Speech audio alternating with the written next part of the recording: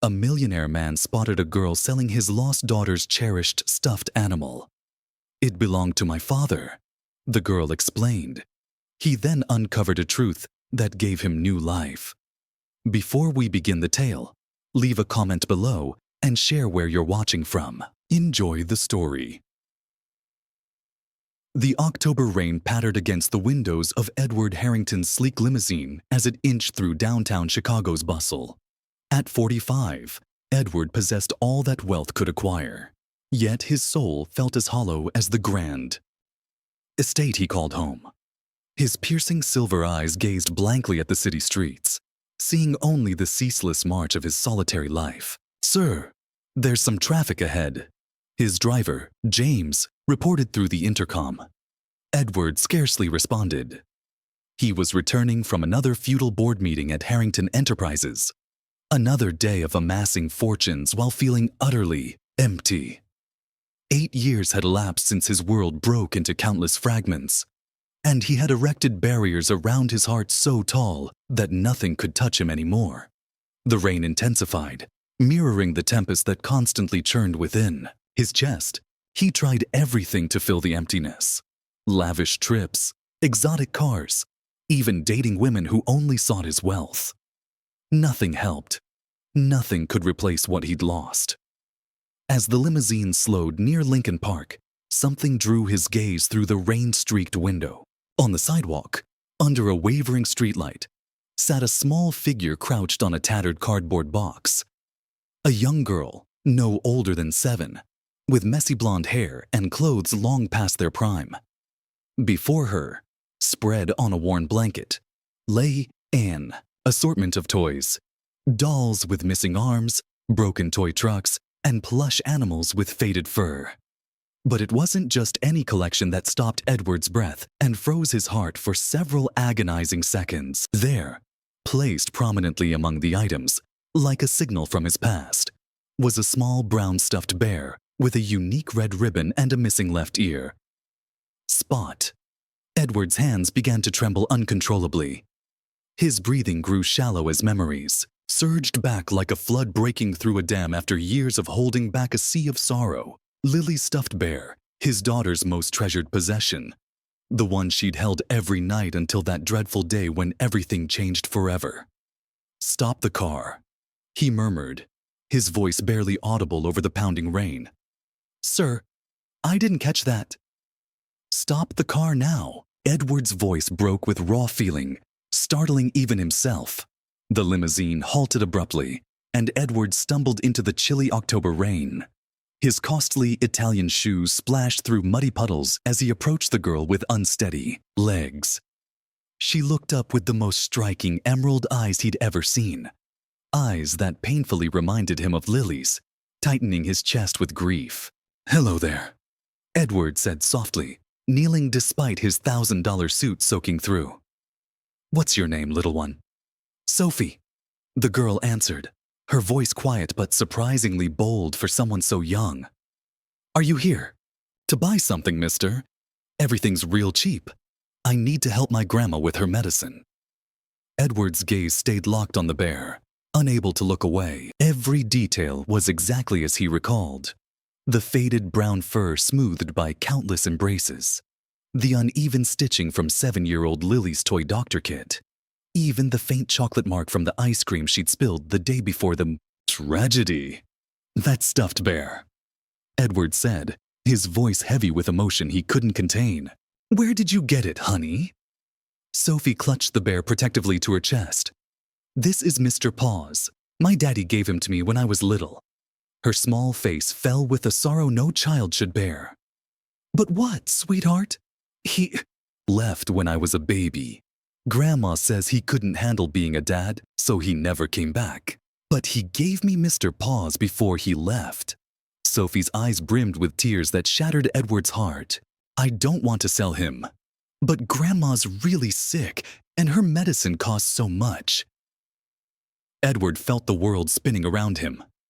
The stuffed bear, lost with his daughter 8 years ago, was here, in the hands of this precious child whose father had abandoned her. Thunder rolled overhead as a staggering, impossible thought formed in Edward's mind. Could it be Sophie? He asked cautiously, steadying his voice. What's your daddy's name? Michael, she whispered, staring at her worn shoes. Michael Carter, but please don't look for him, mister. Grandma says some people are too broken to love anyone right. The name struck Edward like a blow to the chest. Michael Carter, the 25-year-old drunk driver who crashed into his car 8 years ago, killing his beloved Lily instantly, then vanished after posting bail. As the rain poured harder, Edward stared at this innocent girl holding his daughters, bare, and realized his life was about to transform forever. Edward's mind reeled as he gazed at Sophie, who hugged Mr. Paws tighter. The rain kept falling, but he barely noticed. 8 years of carefully built walls around his heart crumbled with each moment. How much? Edward asked softly, pulling out his wallet with shaking hands. For what, mister? Sophie looked puzzled, her green eyes wide with innocence. For everything. All of it. Edward's voice was rough with emotion. How much for your grandmother's medicine? Sophie's face brightened with hope, then dimmed. The doctor said it'll cost $3,000 for the treatment, but I've only made $12 so far. She pointed to the small pile of coins beside her, blanket. Edward pulled out a thick stack of hundreds, his hands still trembling, but as he counted the money, a sobering realization hit him. He couldn't just throw cash at this and walk away. This girl was tied to his daughter's death in ways that defied understanding. Michael Carter, the man who ruined his life, had somehow given Lily's bear to his own daughter. Sophie, sweetheart, where do you live? Where's your grandmother? Now. At Mercy General Hospital, Sophie said, wiping her nose with her hand.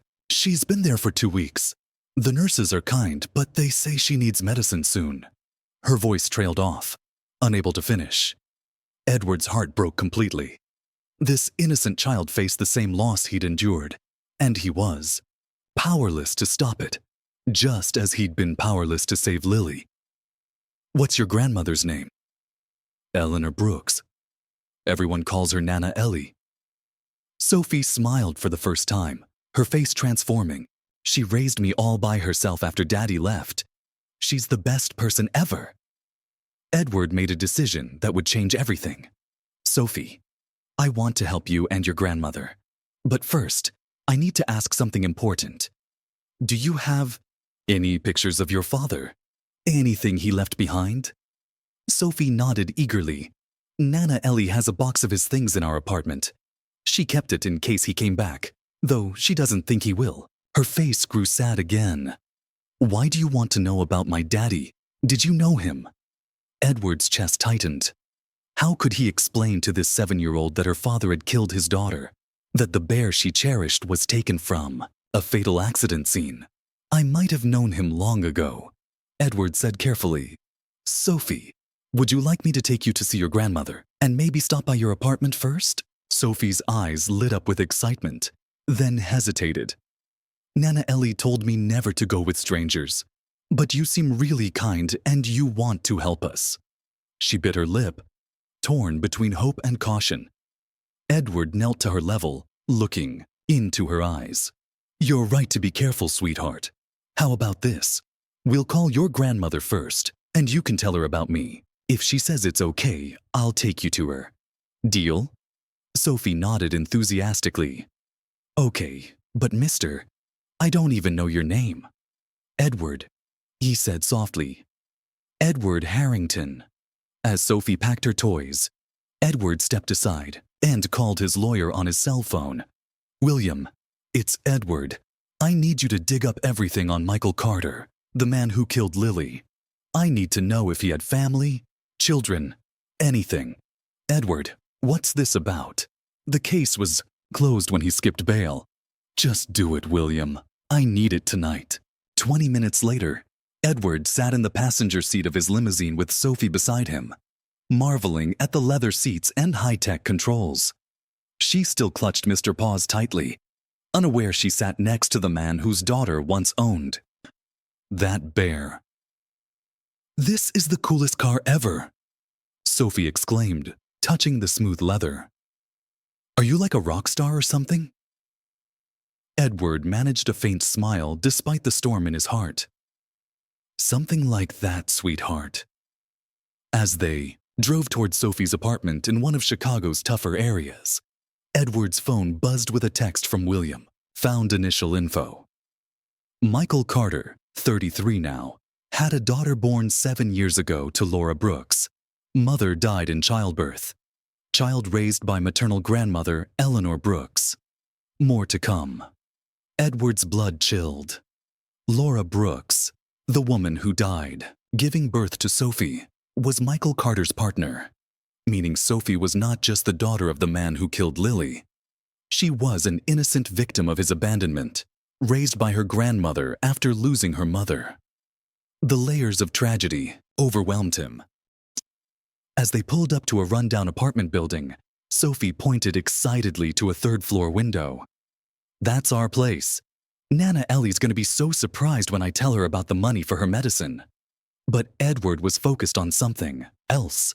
The box of Michael Carter's belongings upstairs and what secrets it might hold about the night Lily died. Sophie's apartment was small but spotlessly tidy, filled with warmth born of unconditional love. Handmade quilts draped the worn furniture, and every surface displayed Sophie's drawings and school awards. Edward felt like an outsider in this sacred space built by a grandmother's devotion and a girl's hope. This is where me and Nana Ellie live, Sophie said proudly, setting Mr. Paws carefully on the faded couch. She taught me to keep everything neat. She says a tidy home makes a happy heart. Edward's throat tightened as he looked around. The apartment was barely 600 square feet, yet it held more love than his vast mansion ever had. Family photos covered one wall. Sophie at various ages, always with a silver-haired woman with warm eyes and a kind smile. That's my Nana Ellie, Sophie said, following his gaze. She's the most wonderful person ever, even when she's sick. She still tries to make me waffles every morning, though her hands shake now. She sounds amazing, Edward said softly, his heart aching for this child who might soon lose her only family. Sophie vanished into a small bedroom and returned with a cardboard shoebox. This is Daddy's stuff. Nana Ellie showed it to me once, but she said it made her too sad to look at often. Edward's hands trembled as Sophie opened the box. Inside were a few photos, letters, a military dog tag, and a small leather notebook.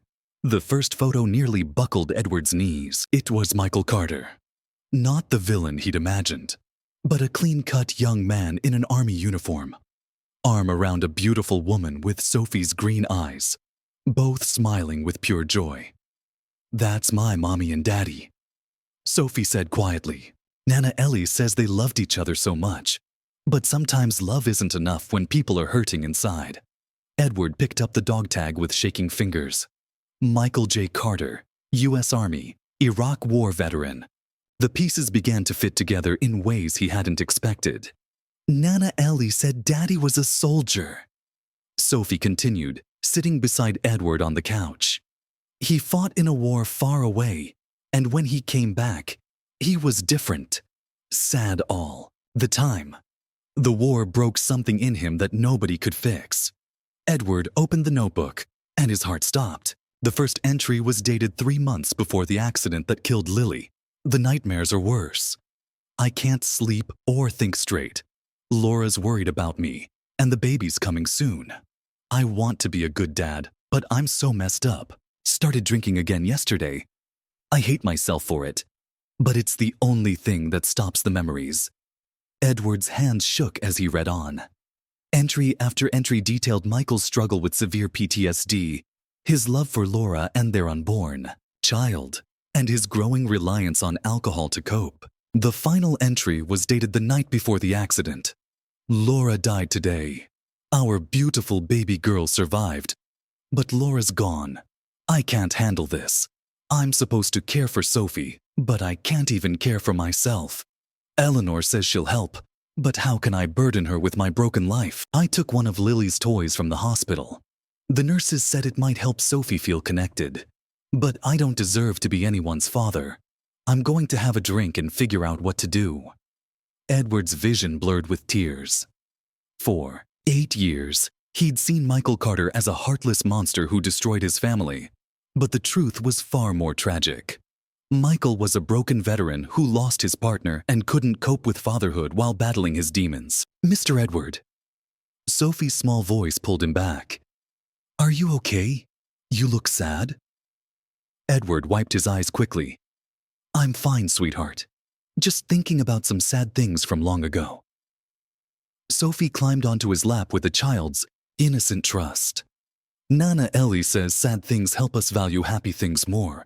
And she says sometimes when everything feels broken, God sends exactly what we need to fix it. Edward held this precious child, the daughter of the man who killed his own daughter, and felt something shift deep within him.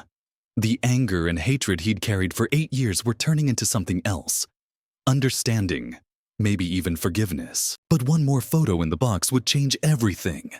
It showed Michael Carter next to a small green car, the same car that crashed into Edward's 8 years ago. On the dashboard was an empty infant car seat that should have held Sophie. Sophie, Edward said carefully, his voice barely a whisper. On the night your daddy left, where were you supposed to be? Sophie thought for a moment. Nana, Ellie said Daddy was supposed to take me to meet some important people that night. But at the last minute, she got a bad feeling and kept me with her instead. She said grandmothers just know things. Edward stared at the photo, grasping the horrifying truth. If Sophie had been in that car the night Michael drove drunk, she would have died too.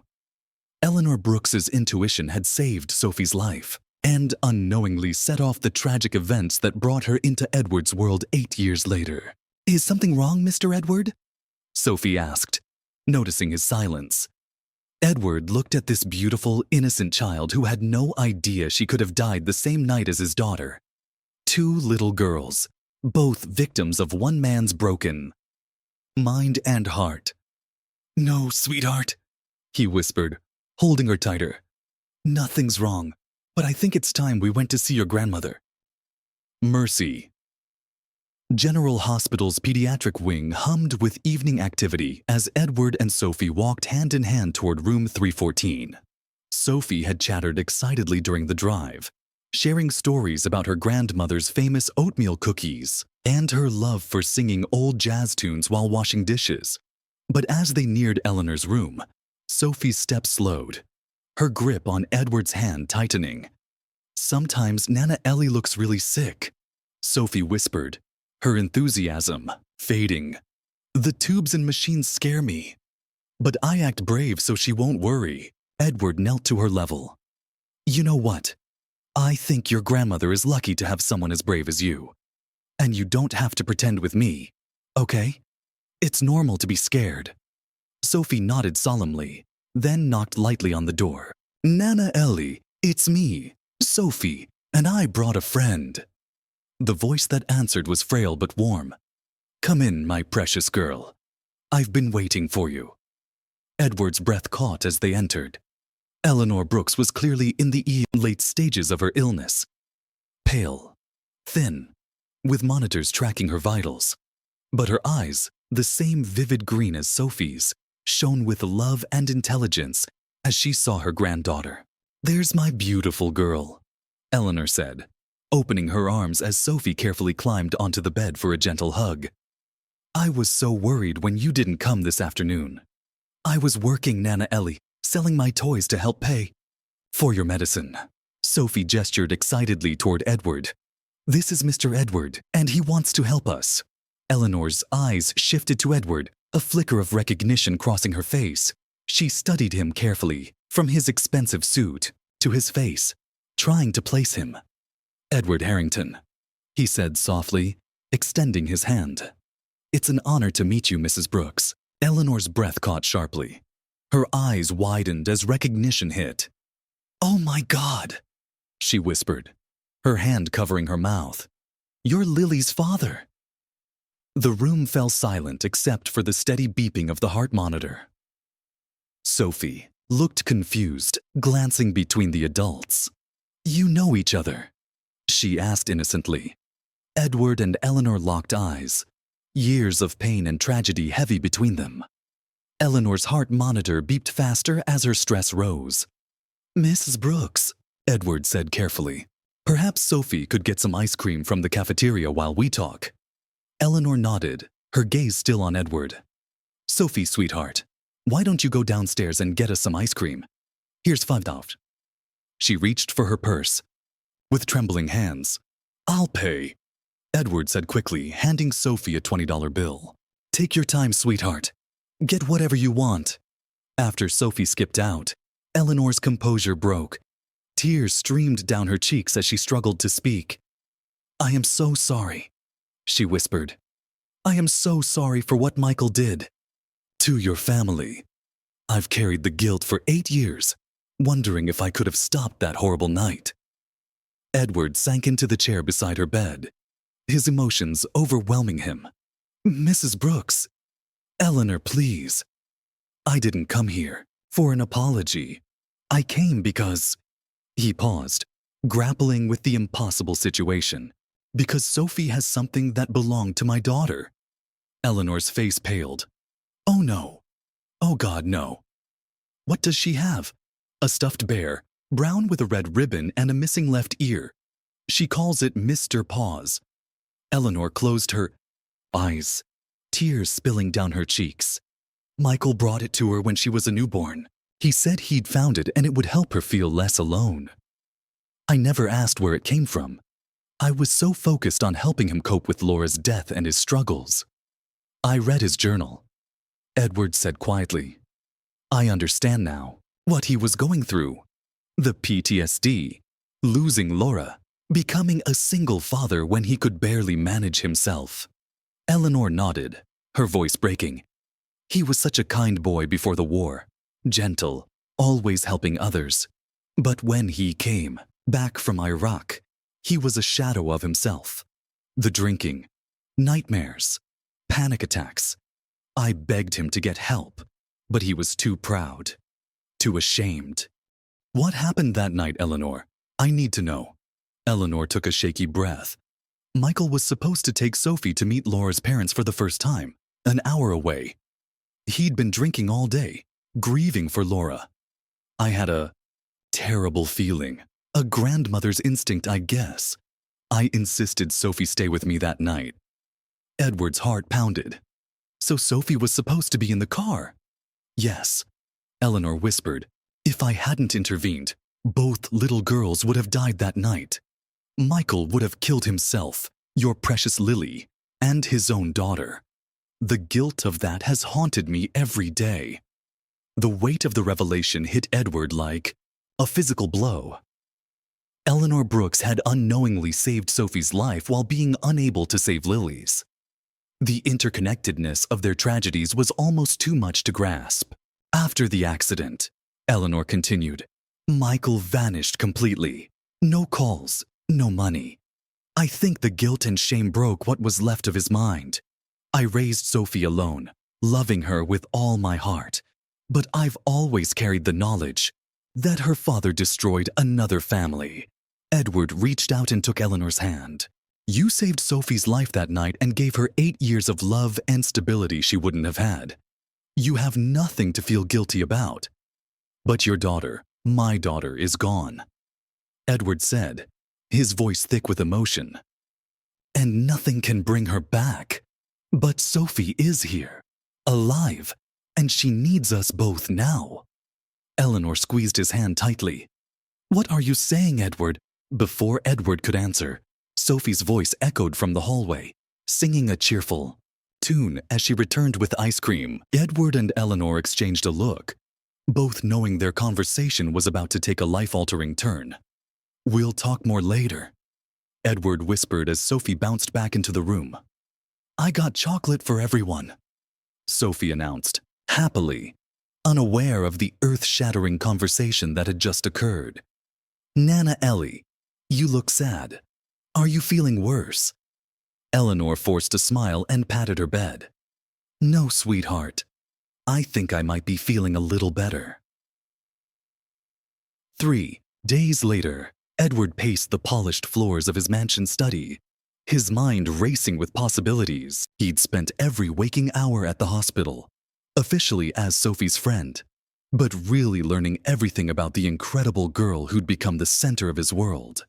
His lawyer, William, sat across from his oak desk, folders spread, between them containing the full investigation into Michael Carter's disappearance. The trail goes cold in Mexico, William explained, adjusting his glasses. Michael crossed the border 8 years ago and vanished. No passport activity, no credit cards, no contact with anyone. He's either dead or living off the grid. Edward stared out the window toward the garden where Lily used to play.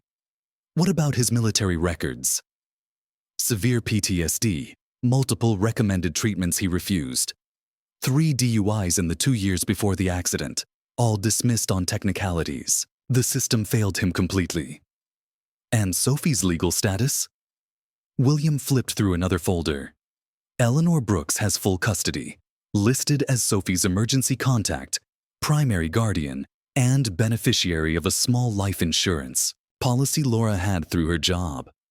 Edward paused, then asked, "What about Eleanor's prognosis?" William hesitated, clearly uneasy. "What is it?" "It's worse than she's letting Sophie know. Hospital contacts say she has maybe 6 weeks, at most. Without experimental treatment, she'll be gone within a month." Edward's heart clenched. And if she dies, Sophie becomes a ward of the state, likely separated from everything familiar. Adoption would be... William trailed off, not wanting to voice the grim odds. "Unlikely," Edward finished quietly. "I have to ask, Edward, what are you planning? Getting emotionally involved with the daughter of the man who killed Lily isn't healthy." Edward turned from the window, his resolve firm. "William, I want you to draw up adoption papers." "Edward, no. You can't adopt a child as penance or to replace Lily." "This isn't about replacing Lily," Edward said firmly. "This is about Sophie. She's an innocent child about to lose her only family. I have the means to give her stability, education, love."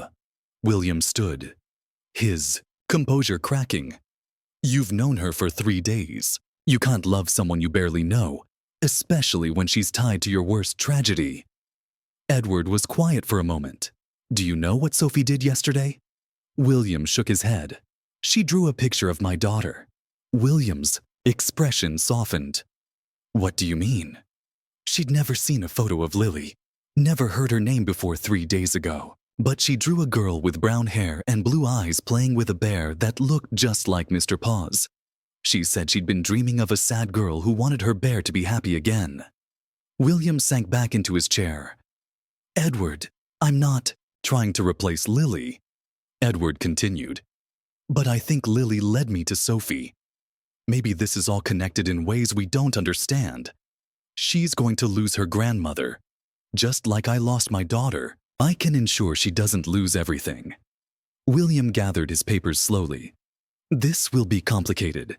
Eleanor must consent to the adoption, assuming she lives long enough. You'll need home studies, psychological evaluations, background checks, and Sophie will eventually need to know the truth about you and her father." "I know. I'll tell her when she's old enough to understand." "What if she hates you for it? What if she blames you for her father's disappearance?" Edward considered this, his heart heavy. "Then I'll accept that, but at least she'll be safe, loved, and have opportunities her father never gave her." William nodded slowly. "I'll start the paperwork, but promise you'll think this through completely. Once you start, there's no going back. Sophie will be your responsibility forever." "I've never been more certain," Edward replied. That evening, Edward returned to the hospital to find Sophie curled up beside Eleanor's bed. Reading aloud from a worn copy of The Secret Garden, Eleanor's eyes were closed, but she smiled peacefully as Sophie's sweet voice filled the room. "And Mary said she wanted a bit of earth to plant things in." Sophie read carefully, sounding out bigger words. "That's beautiful, sweetheart," Edward said softly from the doorway. Sophie looked up with a bright smile. "Mr. Edward, Nana Ellie's been sleeping a lot, but the nurses say reading helps. Want to hear the story too?" Edward settled into a chair, and Sophie climbed into his lap with the ease of a child who trusted him completely. As she read on, Eleanor opened her eyes and looked at Edward. "We need to talk," she mouthed silently. Edward nodded, understanding that Eleanor had made her own decision about Sophie's future. Later that night, after Sophie had fallen asleep curled up between them on Eleanor's bed, they spoke in hushed whispers about the impossible situation. "I'm dying, Edward," Eleanor said simply. "And Sophie doesn't know how bad it is. I've been protecting her, but she'll need someone when I'm gone. I want to adopt her, Eleanor. I want to give her everything she deserves." Eleanor studied Edward's face in the dim light. Why? Why take in the daughter of the man who destroyed your life? Edward looked at Sophie, sleeping peacefully with Mr. Paws clutched to her chest. Because she's not responsible for what her father did. Because she's lost too much already. And because when I look at her, I don't see Michael Carter's daughter. I see a little girl who needs a father, and a chance to do something good with all this pain. Eleanor squeezed his hand. "There's something else you need to know about Sophie. Something even she doesn't know yet." Edward's heart stopped. "What do you mean?" Eleanor's voice dropped to a whisper. "Michael left something else besides that bear. Something that changes everything about Sophie's connection to your family." Her words hung like a thunderclap. Edward's pulse raced as he waited for her to continue. Afraid to breathe, Sophie slept peacefully between them, unaware that her world was about to shift again. "What are you talking about, Eleanor?" Edward whispered. Eleanor reached into her bedside drawer and pulled out a yellowed manila envelope. Her hands trembled as she opened it, revealing documents and a letter in Michael Carter's handwriting. "Michael left this the night before he disappeared," Eleanor said softly. "He made me promise not to open it unless something happened to him or Sophie was in danger. When you told me who you were 3 days ago, I knew it was time." Edward's hands shook as Eleanor handed him the letter. Dated 8 years ago, just days after the accident, it began.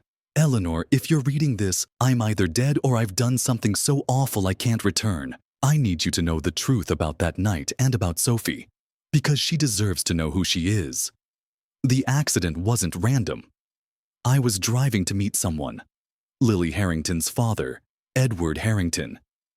He'd been trying to find me since the accident, not for revenge, but because he found something about Lily's blood type that didn't match his records. Edward suspected Lily wasn't his biological daughter and wanted a paternity test. He tracked me down because Laura worked at the same hospital where Lily was born, and there were questions about babies being switched in the maternity ward.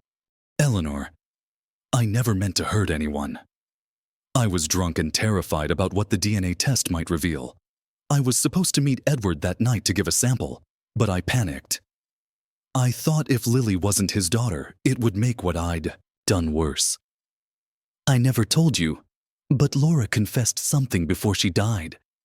She said there was a mix-up at the hospital when the girls were born. She was too scared to say anything earlier, but she made me promise to find the truth. I've been carrying this secret, and I can't anymore. Eleanor, Sophie might not be my biological daughter, and if she's not mine, there's a chance she might be Edward Harrington's. Edward's vision blurred as the words sank in. His hands shook so violently he nearly dropped the letter. Eleanor steadied him, her own eyes filled with tears. "Keep reading," she whispered. Edward forced himself to continue, his heart pounding. I took some of Lily's hair from the accident scene and some of Sophie's from her baby brush. I had a friend run a DNA test before I left town. The results are in this envelope. Eleanor, if Sophie is Edward Harrington's daughter, then the girl I killed was mine. Meaning I killed my own child and abandoned his. I can't live with this. I can't face either of them. If the test proves what I suspect, ensure Sophie finds her real father. He's a good man who's suffered enough, and she deserves her true family. I'm sorry for everything. Take care of our girls, whichever daughter belongs to whom. Michael Edwards' world spun as he set down the letter with trembling hands. Eleanor handed him a sealed envelope marked DNA Results. Confidential. "I've never opened it," she whispered. "I was too afraid of what it might say. But now, with you wanting to adopt Sophie, maybe it's time we knew." Edward stared at the envelope, his mind reeling. Was it possible that the daughter of his heart wasn't his biological child, while the girl sleeping beside him was his own flesh and blood? Was it possible Michael Carter had killed his own daughter while abandoning Edward's? "If this is true," Edward said hoarsely, "then Sophie is your daughter," Eleanor finished.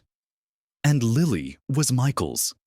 The girls were switched at birth, and neither family knew until it was too late. Edward looked at Sophie, really looked at her, and suddenly noticed details he'd overlooked.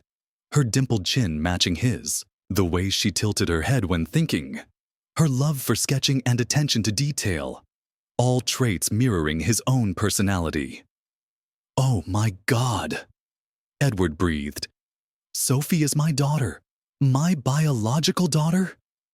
Eleanor nodded, tears streaming down her face.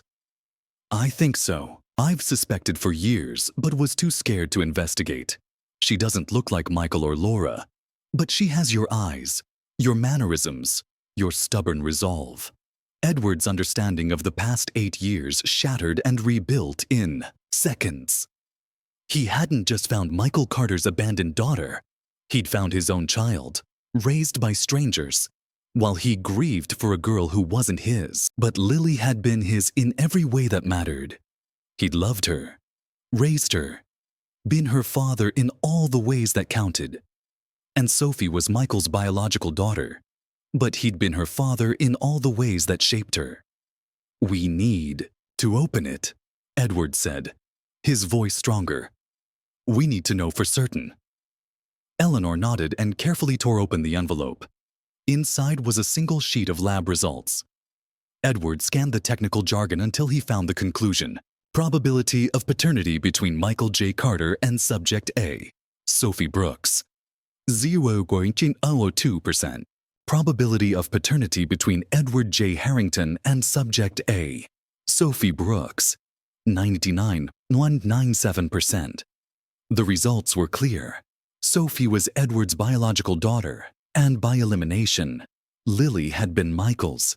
Edward sank back in his chair, overwhelmed by the revelation. For 8 years, he'd mourned the wrong child, while his real daughter grew up believing her father had abandoned her. Sophie stirred in her sleep, reaching for Edward's hand. Even in sleep, she sought comfort from her biological father, a father she'd never known she belonged to. "What do we do now?"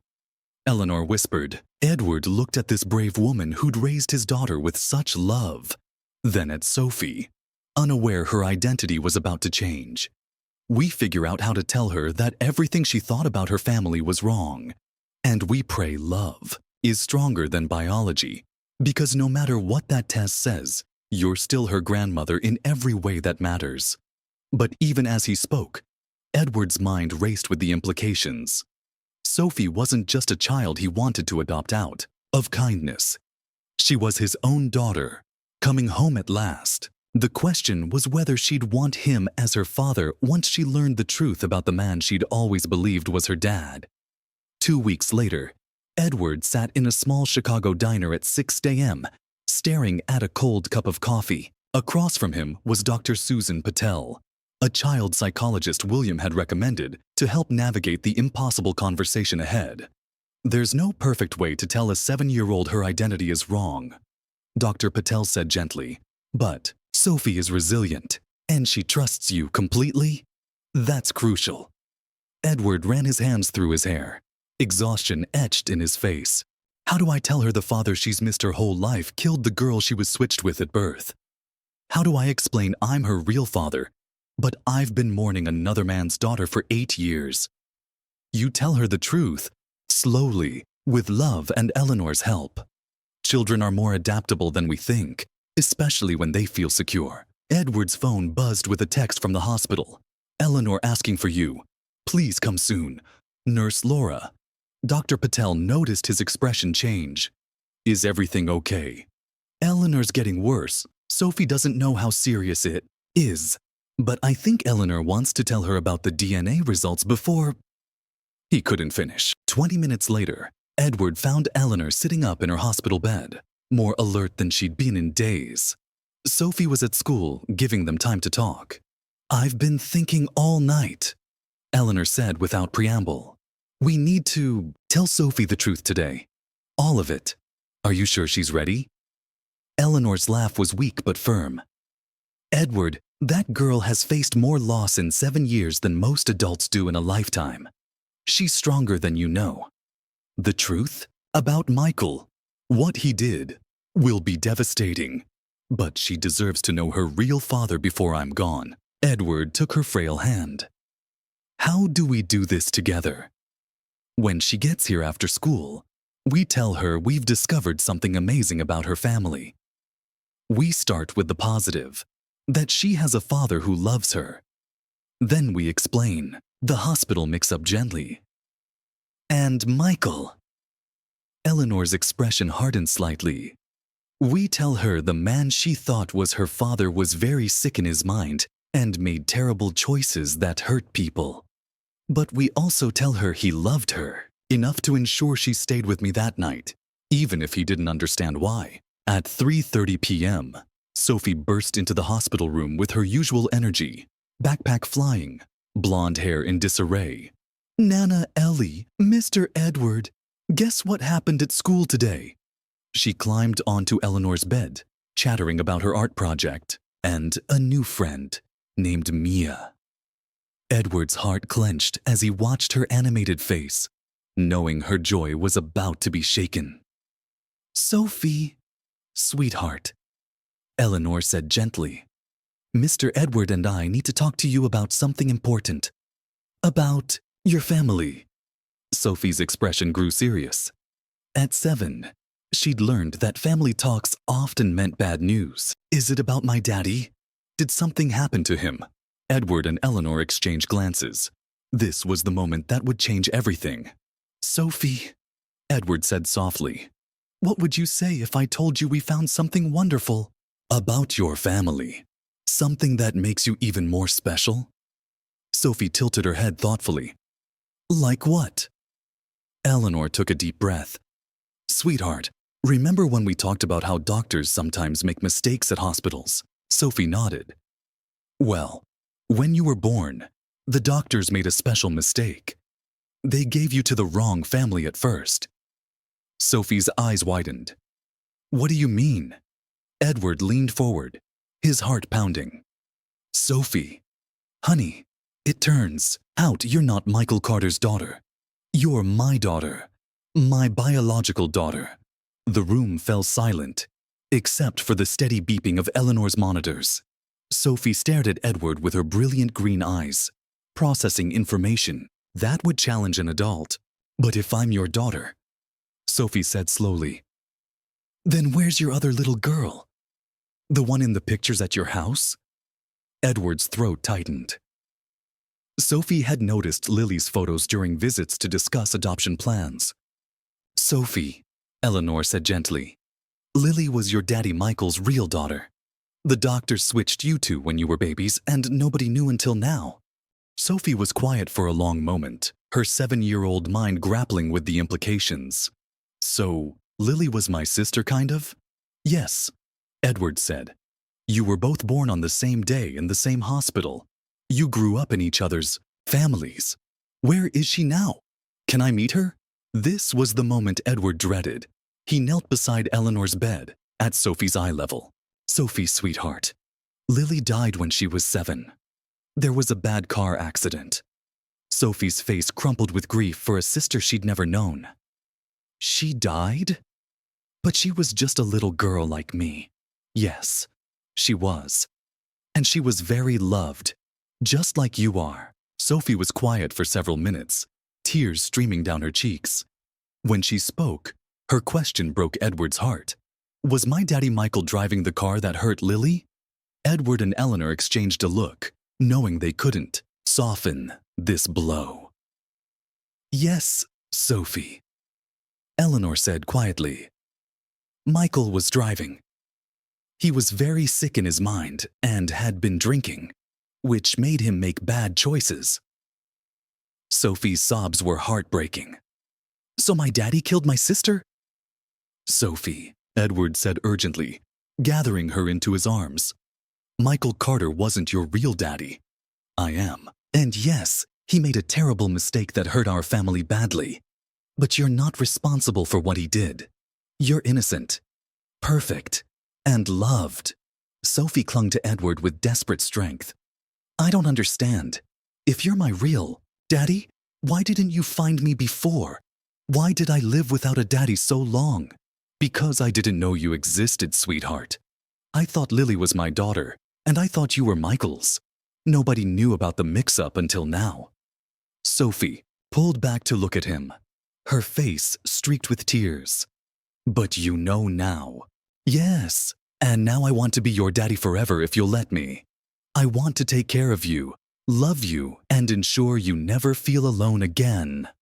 Sophie looked between Edward and Eleanor, her young mind struggling with the enormity of what she'd learned. Does this mean I won't go to foster care when Nana Ellie goes to heaven?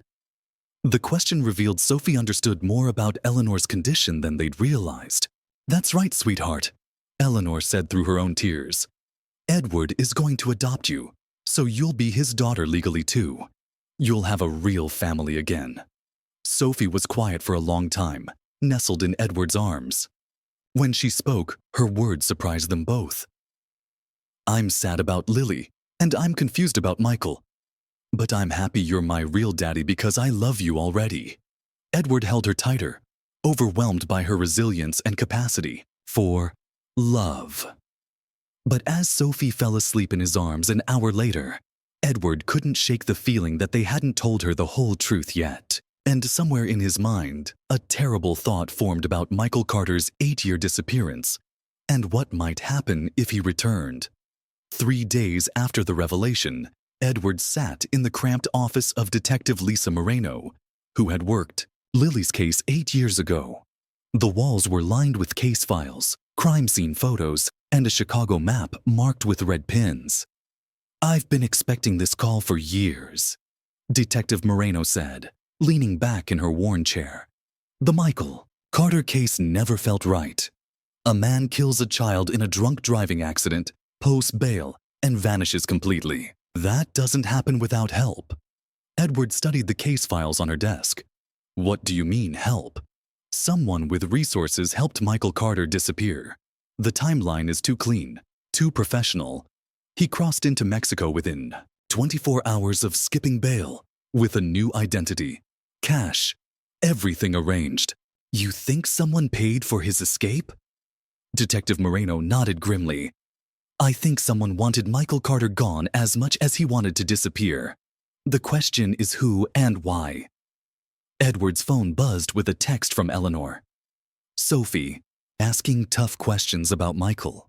Can you come? I have to go, Edward said, standing. But Detective Moreno, is there any chance Michael Carter could come back? Any reason he'd try to contact Sophie? The detective's expression grew troubled. That's what worries me, Mr. Harrington. If he's been off the grid for 8 years, something big would have to bring him back. And with Eleanor Brooks dying, she didn't need to finish. Edward understood the implication perfectly. Andina Sanchez. An hour later, Edward found Sophie sitting quietly in Eleanor's hospital room, coloring but clearly distracted. Eleanor's breathing was more labored than usual, though she appeared to be sleeping. Hey, sweetheart, Edward said softly, settling beside Sophie. How are you feeling today? Sophie looked up with eyes that seemed older than her 7 years. I keep thinking about my real daddy, Michael, not you. You're my daddy now, but the other one. Edward's heart clenched. What about him? Nana Ellie says he was sick in his mind. But I keep wondering, if he loved me enough to give me Mr. Paws, why didn't he love me enough to stay? The innocent question cut deep. How could Edward explain PTSD, addiction, and psychological breakdown to a 7-year-old? Sometimes, Sophie, when people are very sick emotionally, They think they're protecting those they love by staying away. Michael was carrying pain from the war and losing your birth mother. He probably thought you'd be better off without him. But he was wrong, wasn't he? I needed a daddy. Yes, sweetheart, he was very wrong. And I'm sorry you grew up without knowing your real daddy was looking for you all along. Sophie set down her crayon and climbed into Edward's lap. Can I ask something really important? Of course. Are you going to leave me too when things get hard or scary? Edward's throat tightened. Never, Sophie. I promise. No matter what happens, I'll never leave you. You're my daughter, and I love you more than anything. Sophie was quiet for a moment. Even if Michael comes back? Even if he wants me back? The question hit Edward like a blow. Sophie, why would you think Michael might come back? I had a scary dream last night. A man was watching me at the park. He looked sad and angry, and he had the same eyes as me. Edward's blood ran cold. Sophie's eyes were his eyes, inherited from him, not Michael Carter. But if she was, dreaming of a man with similar features, Sophie, in your dream, did the man try to talk to you? No, he just watched. But I felt like he wanted to take me away from you and Nana Ellie. It scared me. Edward held her closer, his mind racing. Children's dreams were often just their fears processing, but given everything, he couldn't shake the feeling that Sophie's dream might be more than imagination. Eleanor stirred in her bed, her eyes opening slowly. Edward, is everything okay? We're fine, he said quickly, not wanting to worry her. Sophie was just telling me about a dream. But Eleanor's expression grew alert. What kind of dream? Before Sophie could answer, Eleanor's nurse appeared in the doorway. I'm sorry to interrupt, Mrs. Brooks, but there's a man here asking about Sophie. He says he's her father. The room fell silent except for Eleanor's heart monitor, which beeped rapidly. What did he look like? Edward asked urgently. Tall, dark hair, thin. He seemed nervous, agitated. He knew Sophie's full name, birthday, even details about her birth that aren't public. Edward stood quickly, pulling Sophie behind him protectively. Where is he now? Security escorted him to the lobby. He's asking to see Sophie. But since you're listed as her legal guardian now, we couldn't allow it without permission. Sophie's face paled. Is it Michael? Is it really him? Eleanor struggled to sit up, her breathing labored. Edward, you need to handle this carefully. If Michael's back, there's a reason, and it might not be what we think. I don't want to see him, Sophie said quietly, pressing closer to Edward. I want to stay with you. Edward's protective instincts surged. You don't have to see him, sweetheart. Not if you don't want to. But even as he spoke, Edward knew this moment was inevitable. Michael Carter was back, 8 years after destroying their lives. The question was what he wanted and how far Edward would go to protect Sophie from the man who'd abandoned her. Should I call security to remove him? The nurse asked. Edward looked at Sophie, then at Eleanor, who was struggling to stay conscious. A decision had to be made. No, Edward said finally. I'll go talk to him. But Sophie stays here with security watching the room. As Edward headed to the elevator, he couldn't shake the feeling that the next few minutes would determine Sophie's future, and whether their fragile family would survive Michael Carter's return.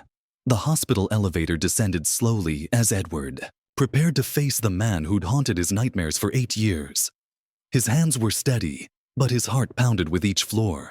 Whatever Michael Carter wanted, Edward was determined to protect Sophie at all costs. The lobby bustled with hospital activity. Visitors, staff, patients in wheelchairs.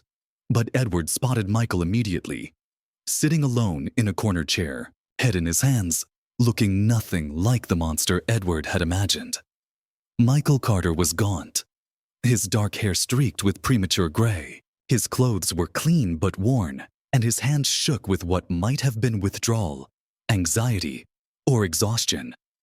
When Michael looked up and saw Edward approaching, his face crumpled with profound remorse. "Edward Harrington," Michael said, rising with effort. "I wasn't sure you'd come down." "What do you want, Michael?" Edward's voice was controlled but steely. "I want to see my daughter." Michael's voice cracked. "I know I have no right, but I need to see Sophie before—" "Before what?" "Before I turn myself in. I've been running for 8 years, living with what I did to your family. To my own family. I can't run anymore." Edward studied Michael's face for deception, but saw only a broken man consumed by guilt. "You abandoned Sophie," Edward said quietly. "You left her to be raised by her grandmother while you ran from your responsibilities. What could you possibly say to her now?" "I know what I did was unforgivable," Michael whispered. "But I need her to know I never stopped loving her, that I stayed away because I thought she was better off without me." "She was better off without you," Edward said harshly. "Do you know what she's been through? Eleanor is dying, Michael. Sophie is 7 and about to lose the only parent she's known." Michael's face went white. "Eleanor is dying? Cancer. She has maybe 2 weeks left. Sophie doesn't even know how serious it is." Michael sank back into his chair as if his legs couldn't hold him. "Oh, God! I came back because I heard Eleanor was sick, but I didn't know. I thought I had time to make things right." "Make things right?" Edward's control slipped. "You killed my daughter, Michael. You drove drunk and killed an innocent child." "I know," Michael sobbed. "I know what I did. But Edward, there's something else you need to know about that night." Edward felt a chill. "What are you talking about?" Michael looked around nervously, then leaned forward, lowering his voice. "The accident wasn't random. I was being followed that night. Someone wanted me to crash." "That's impossible. You were drunk." "Yes, I was drunk. But I wasn't that drunk when I left the house. Someone spiked my drink at the bar earlier and a car was following me, forcing me to drive faster, take unfamiliar routes." Edward stared at Michael, struggling to process this. "You're saying someone deliberately caused the accident. I'm saying someone wanted me to crash and didn't care who got hurt. I've spent 8 years trying to figure out who and why. This is insane. You're blaming someone else for your choices." "No." Michael's voice cracked with desperation. "I'm not escaping responsibility. I drove drunk and killed your daughter. That's on me forever. But Edward, I think someone set us both up that night." "Who? Who would do that?" Michael pulled a worn manila envelope from his jacket. "I've been investigating using military contacts. Look at this." Edward reluctantly took the envelope, finding photos, documents, and surveillance reports. "Someone's been watching both our families for years, even before the accident." Michael continued. "These photos show men following Eleanor and Sophie, you and Lily, taken by someone with resources." Edward's hands shook as he flipped through the photos. Images of his family, Sophie and Eleanor, taken from a distance with telephoto lenses, spanning years. "I don't understand. Why would someone target our families?" "I think it's tied to the hospital where the girls were born. Someone knew about the mix-up and was using it for leverage." Edward's mind raced. If Michael was telling the truth, everything he believed about the accident was wrong. But it seemed impossible that someone orchestrated such a scheme. "Even if this is true," Edward said slowly, "it doesn't change anything. You still drove drunk. You still killed my daughter. I know, and I'm ready to face the consequences. But Edward, if I'm right, whoever did this is still out there. And if they know about the DNA results, if they know you found Sophie—" Michael didn't need to finish. The implication was terrifying. Edward's phone buzzed with an urgent text. "Edward, come back now. Something's wrong with Sophie, Nurse Laura." "I have to go," Edward said, standing abruptly. "Please," Michael called after him. Let me see her once. Let me apologize and tell her I love her before I turn myself in. Edward paused at the elevator, torn between his protective instincts and a growing sense that there were layers to this story he didn't understand. I'll think about it, he said finally. But Michael, if you're lying, if you're trying to manipulate your way back into Sophie's life. I'm not, Michael said firmly. I just want to make peace with my daughter before I spend my life in prison. As the elevator doors closed, Edward found himself believing Michael Carter for the first time in 8 years. But that belief brought a terrifying possibility that Sophie might still be in danger from the same people who'd destroyed their families. Edward burst into Eleanor's hospital room to find chaos. Sophie sobbing hysterically, 2 nurses trying to calm her, Eleanor unconscious amidst beeping medical equipment. What happened? Edward demanded, gathering Sophie into his arms. Sophie started screaming 20 minutes ago, Nurse Laura explained. She said she saw a man outside the window watching her, but we're on the 3rd floor. Security checked, but found nothing. Sophie clung to Edward desperately. Daddy, I saw him. The man from my dreams. He was on the fire escape looking at me.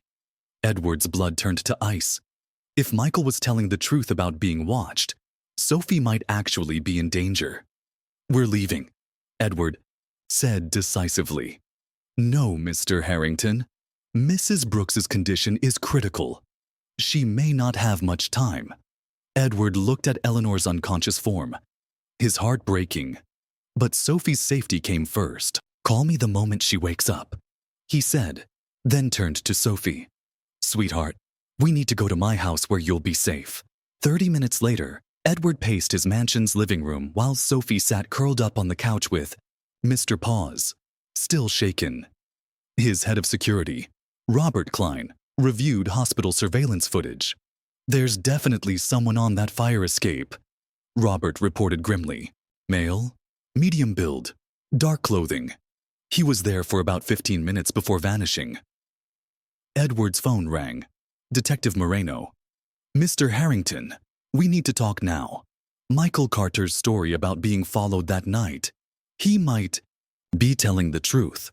What do you mean? I dug deeper into the case files. Traffic cameras show a second vehicle following Carter's car, but the footage was corrupted before we could enhance it. Edward sank into a chair. So someone really was orchestrating this? It's looking that way. And there's more. The hospital where both girls were born was owned by a subsidiary, recently acquired by Harrington Enterprises. The world stopped spinning. That's impossible. I'd never have approved an acquisition tied to... Edward's voice trailed off as the implications hit. Someone within his company might have known about the hospital connection all along. Detective Moreno, come to my house immediately with everything you have on this case. After hanging up, Edward called William with trembling hands. William, pull all records of hospital acquisitions we've made in the past 5 years, especially anything tied to Chicago General Medical Center. Edward, what's this about? Just do it. And run background checks on every board, member, every senior executive with access to acquisition info. Sophie looked up from her coloring book worried. Daddy, why do you look so scared? Edward forced a smile and sat beside her. I'm not scared, sweetheart. I'm just solving a puzzle about bad people who might have hurt our family. The same bad people who made Michael crash his car? Edward's breath caught. For a 7-year-old, Sophie had an unsettling grasp of the situation. Maybe, sweetheart, but you don't need to worry. Daddy's going to keep you safe. An hour later, Detective Moreno arrived with a thick file of case documents. Robert Klein had found something troubling in the mansion's security system. Mr. Harrington, Robert reported, our cameras have been accessed remotely multiple times over the past month. Someone's been watching the house. Detective Moreno spread crime scene photos across Edward's dining table. Here's what we know. Michael Carter was intoxicated, but his blood alcohol level was higher than it should have been based on his reported consumption. Someone spiked his drinks. She pulled out a corrupted traffic camera photo. This vehicle followed Carter for at least 12 blocks before the accident. The license plate is obscured, but we can see part of a corporate logo. Edward squinted at the image. The logo seemed familiar, but he couldn't place it. There's more, Detective Moreno continued. I spoke with nurses at Chicago General when the girls were born. 3. Remember being told to keep quiet about babies being moved between rooms that night. 4. Security reasons. Security reasons? Someone with authority ordered the baby swap. It wasn't an accident. It was deliberate. Edward's mind reeled. But why? What would anyone gain from switching the babies? William burst through the front door without knocking, his face pale. Edward, we need to talk privately. They stepped into Edward's study, closing the door. What did you find? Edward asked. William pulled out a folder. Chicago General was acquired through a shell company 3 years ago. The parent company is Vanguard Holdings, owned by... William paused, struggling. Owned by whom? William. Your father-in-law, Edward, Sophie's grandfather, Charles Vanguard. The room spun as the impossible truth hit. Charles Vanguard, his ex-wife's father, who'd blamed Edward for their daughter's death and sworn revenge. Charles knew about the baby swap all along. Edward whispered, he orchestrated it. It gets worse, William said grimly. I found emails between Charles and hospital employees planning to use the switched identities for insurance fraud. But when the accident happened and Lily died, Charles saw a chance to destroy you emotionally instead. Edward staggered back. He knew Sophie was my daughter and let me grieve for Lily while Sophie grew up in poverty. Richard, there's one more thing. Charles Vanguard is in Chicago. He arrived 2 days ago. As if on cue, Edward's phone rang, displaying Charles Vanguard's name. Hello, Edward. Charles's cold voice said. I believe you have something that belongs to me. Charles, what the hell have you done? I've been ensuring justice is served. You destroyed my family, Edward. Now it's time to return the favor. Through the study window, Edward saw a black SUV pull into his driveway. Sophie! Edward shouted, running to the living room. But the room was empty. Sophie was gone, and Mr. Paws lay abandoned on the floor. Edward's world collapsed as he stared at the empty living room. Sophie's coloring book lay open, crayons scattered as if she'd been grabbed suddenly. The only sound was the ticking of the grandfather clock and Edward's racing heartbeat. Sophie! He shouted again, his voice echoing through the mansion. Robert Klein appeared from the kitchen, his face grim. The back door was forced open.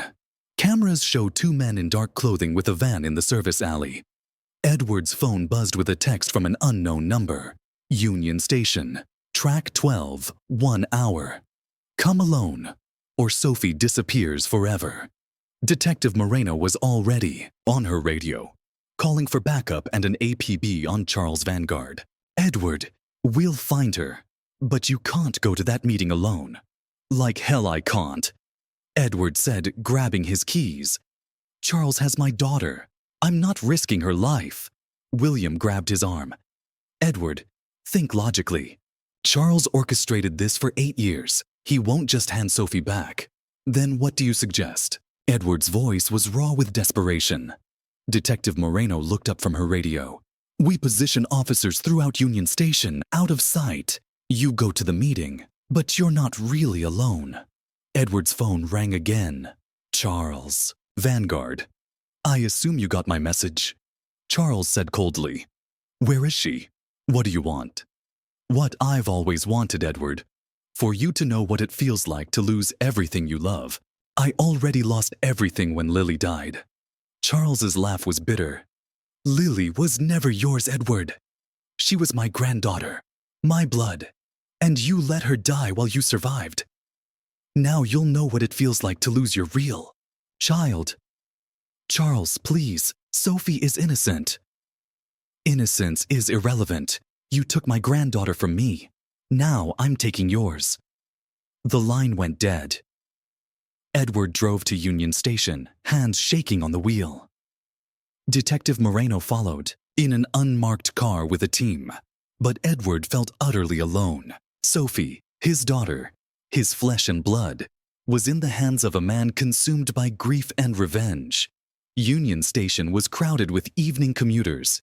Edward made his way to Track 12, scanning faces for Charles or Sophie. Track 12 led to a Denver-bound train, departing in 30 minutes. Edward found Charles near the boarding gate, looking older and more haggard than he remembered. But there was no sign of Sophie. "Where is she?" Edward demanded. "Safe for now," Charles replied. "But that depends on you. What do you want me to do?" Charles pulled out a manila envelope. "Inside are documents transferring Sophie's custody to me. Sign them and she lives. Refuse and she disappears forever." Edward's heart sank. If he signed, Charles could take Sophie anywhere. If he didn't, "I need proof she's unharmed," Edward said. Charles made a call. "Put her on speaker." "Daddy!" Sophie's terrified voice came through. "Daddy, please come get me. I'm scared." "Sophie, sweetheart, are you hurt?"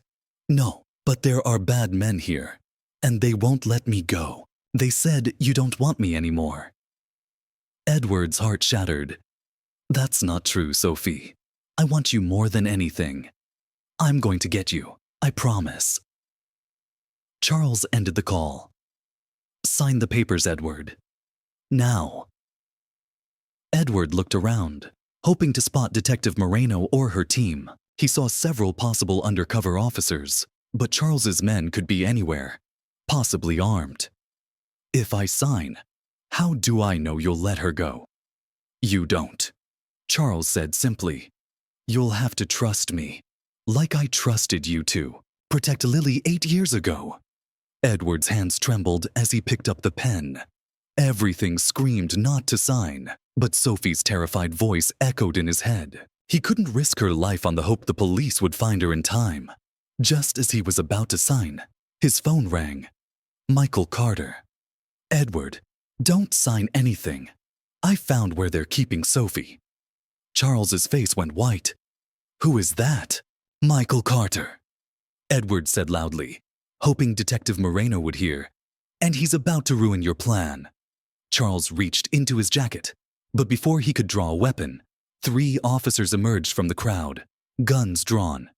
"Charles, Vanguard, you're under arrest for kidnapping, conspiracy, and accessory to vehicular manslaughter," Detective Moreno announced. As Charles was led away in handcuffs, he looked back at Edward with pure hatred. "This isn't over, Edward. I'll never stop making you pay for what you took from me." Edward barely heard him. His daughter was safe, and after 8 years of pain, his family was finally whole. But as he raced to the warehouse to reunite with Sophie, he couldn't shake Charles's final words. Men like Charles didn't give up easily, and Edward feared this was just the beginning of a longer battle. The abandoned warehouse on Chicago's South Side buzzed with police activity. But Edward saw none of it as he ran through investigators and evidence markers. His focus was on the small figure sitting on the back of an ambulance, wrapped in a police blanket. "Sophie," Edward called. She looked up, her face lighting with joy despite everything. "Daddy!" she cried, jumping down and running into his arms. Edward swept her up, holding her tightly, afraid he might hurt her. Sophie clung to him just as desperately, shaking with relief and fear. "I knew you'd come," she whispered against his neck. "The bad man said you didn't want me, but I knew it wasn't true." "Never," Edward said fiercely. "I will always come for you, Sophie. Always." Over Sophie's shoulder, Edward saw Michael Carter near a police car, hands cuffed, his expression filled with relief. Detective Moreno approached. "Sophie's physically unharmed," she reported. "Scared, but unharmed. The men who took her are in custody and cooperating. Charles's operation is dismantled." Edward looked at Michael, unsure what to say to the man who'd both destroyed and saved his family. "Thank you," Edward said simply. Michael nodded, tears in his eyes. She's a brave kid. She never stopped believing you'd find her. Can I say goodbye to her before they take me in? Edward looked at Sophie, who'd been listening. Sophie, Michael helped save you today. Do you want to say goodbye to him? Sophie studied Michael's face for a long moment. Are you really my birth daddy?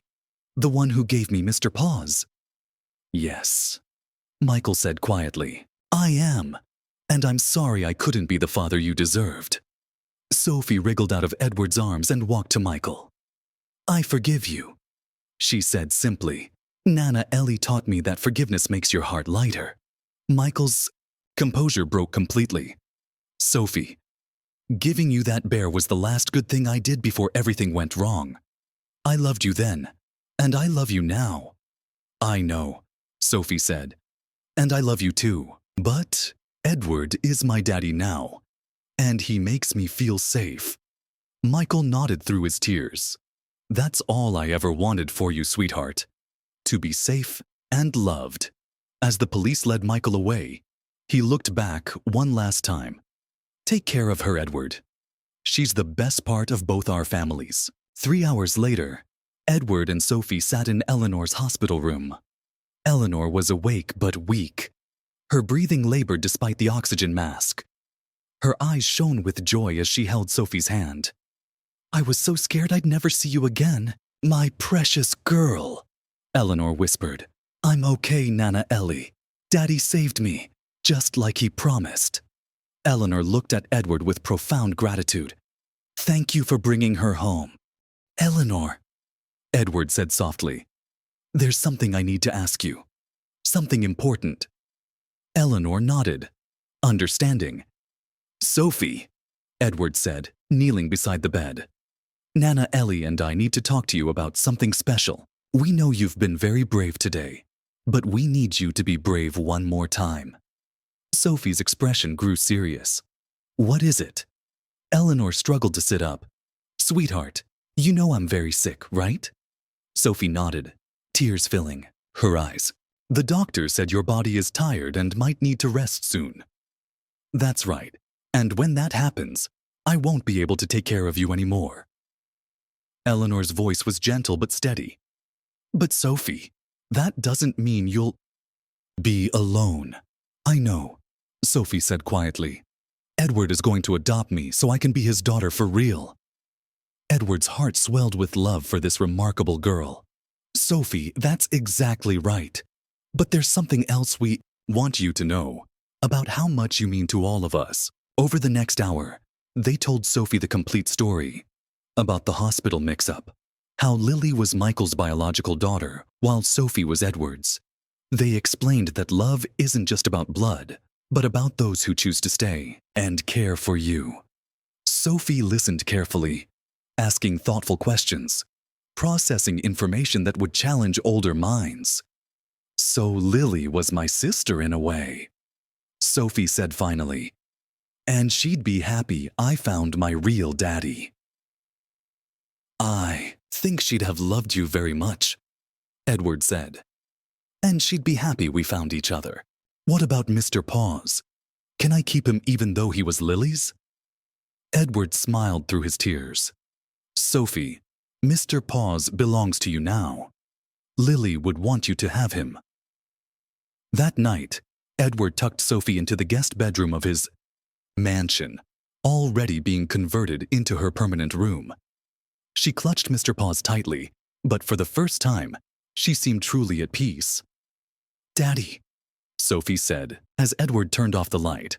I'm sad about Nana Ellie getting sicker, and about Michael making bad choices, but I'm happy we found each other. Me too, Sophie. Me too. 2 weeks later, Eleanor Brooks passed away peacefully in her sleep, with Edward and Sophie holding her hands. Her final words were to tell Sophie to remember that love never truly dies.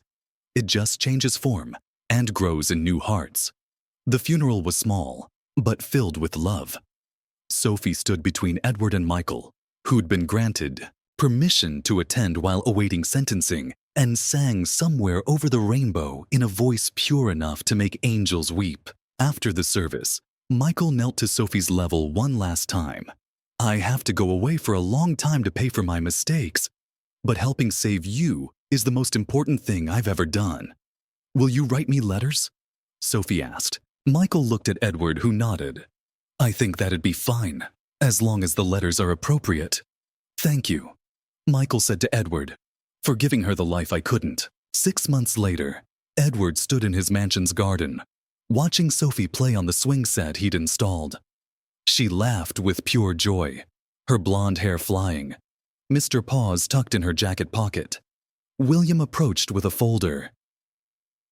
The adoption papers are complete. Sophie is officially Sophie Harrington now. Edward smiled, his attention on his daughter. She'd healed remarkably, her resilience and capacity for love shining despite everything. Daddy, Sophie called. Come push me on the swings. As Edward walked toward his daughter, he reflected on their journey. Loss and love, tragedy and triumph, woven together in ways that defied understanding. Sophie wasn't a replacement for Lily. No one could be. But she was equally precious, his daughter coming home at last. Charles Vanguard was serving life in prison for kidnapping and conspiracy. Michael Carter had been sentenced to 15 years, but was receiving the psychological help he needed. The truth about the hospital switch had brought closure to both families. But most importantly, Sophie was safe, loved, and home where she belonged. That evening, as Edward read Sophie a bedtime story, she looked up with those brilliant green eyes that had captured his heart from the start. Daddy, do you think people find their way to each other for a reason? Edward considered carefully. I think sometimes the hardest journeys lead us exactly where we're meant to be. I think so too, Sophie said sleepily. I think we were always meant to be a family. We just had to wait for the right time to find each other. As Sophie drifted to sleep, Edward realized she was right. Love had guided them through darkness into light, through loss into healing, through separation into reunion. They were finally home, not just in a house, but in each other's hearts, where they had always belonged.